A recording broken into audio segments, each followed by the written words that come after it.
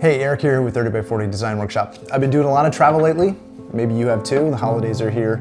And I thought I'd take a moment to talk about how I travel as an architect, the lens through which I kind of see the world. We'll talk about travel sketching, photography, and how you can get more out of any trip you're taking, whether that's near or far.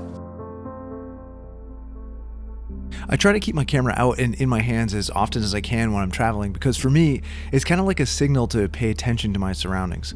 So on this layover on the trip out, I was hunting around for patterns in the airport of movement, of activity, and I turned what could have been an hour spent scrolling through social media on my phone into a short creative exercise.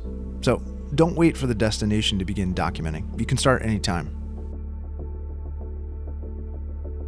Travel essentials for me are a sketchbook, a pencil case filled with a few of my favorites, my camera gear, and a laptop. For camera gear, I have my Canon 6D Mark II, and with that, for my latest trip, I brought 4 lenses, and that was just way too many. Of the 4 I brought, I used only the medium zoom and the macro prime probably most of the time. The zoom is great because the 24mm end on a full-frame camera is wide enough to capture landscapes or interiors, and the 70mm is perfect for details. And then of course you have the mid-range for any portraits you might want to capture. So this one lens covers a lot of situations. So I don't spend any time sketching really while I'm actively traveling. I use my camera to document details and patterns, and then at night or when I'm between destinations, that's when I'll sketch things out using the photos as source material. The sketching component of this habit is really important though because it helps you better understand the proportions and details of design. And this is how you can use travel to expand your own architectural vocabulary. Notice how a guidebook was missing from my gear list? Well, introducing chance into your experience of a place allows you to discover things you won't find in a guidebook. And in many ways, I learn more from the mundane sites than I do from the architectural meccas. And not everything in your diet has to be architectural either.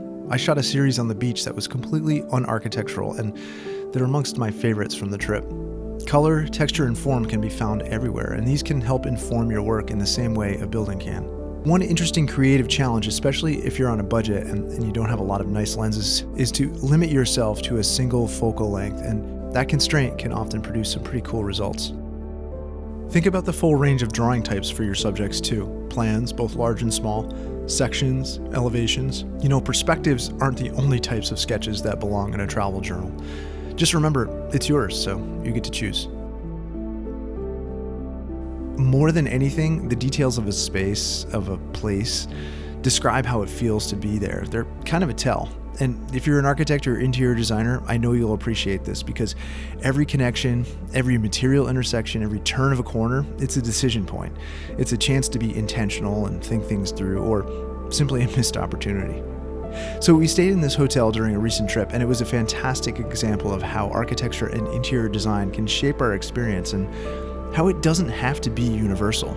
You know, I don't want every hotel I stay in to look the same, and yet most are these generic experiences. As I studied the details and finishes in this hotel room, the combined effect was just way more luxe than the room rate. I mean, this wasn't a luxury hotel, but the experience really was. To me, the materials and details, they all signified home, and that's unusual for a hotel room, right? Everything from the distressed wood floors to the worn leather furnishings, the tables and the nightstands, they were all custom pieces. There was a throw at the foot of the bed. I mean, you could well be at home here, right? The walls were plaster, there are hooks where you need them, the mirror has a brass frame. Now, this is a hotel room, but the point here is you can do this in any place you visit. Learning to observe and catalog the built world around you, it's like one giant precedent study. Learn to see what works and what doesn't, from a functional standpoint, an aesthetic one, and an experiential one. You can break it down on every level. The intentional act of noticing this, documenting it in photos and sketching out the plan, the details, all this reminds me why I love design and architecture so much. And of course, why I travel, to experience new things, and to see things through the lens of others, to think like they think, if only for a day or two.